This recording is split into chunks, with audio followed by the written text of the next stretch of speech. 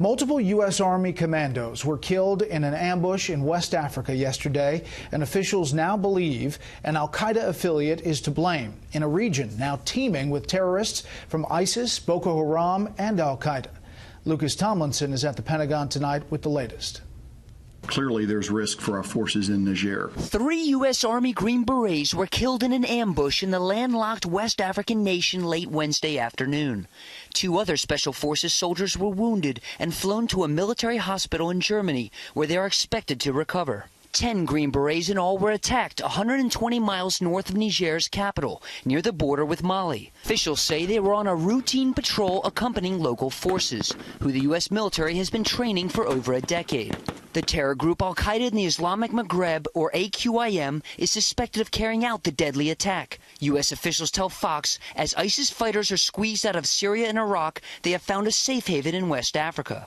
At the Pentagon, a senior Marine Corps general didn't deny it. It is inevitable that people will try to go what we call the coldest corner of the room, go to other places.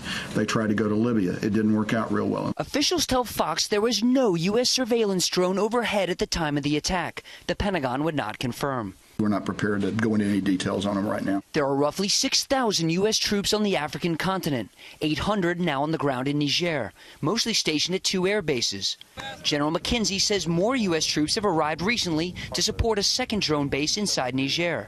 But the local government doesn't allow armed drone flights to protect U.S. troops, despite repeated requests from the U.S. military. The State Department has warned of repeated cross-border attacks and kidnappings by AQIM from Mali, even in the face of efforts from the French military, which has battled the terrorist group for years. Officials note that AQIM terrorists were behind the deadly attack on a large gas plant in Algeria 4 years ago, where they took hundreds of hostages, including 7 Americans. 3 were killed. Months later, the U.S. military signed the agreement to bring drones to Niger to gather more intelligence on the terror group. The names of the American soldiers killed in yesterday's attack will be released after the family members are notified. Brett? Lucas Tomlinson live at the Pentagon. Lucas, thank you.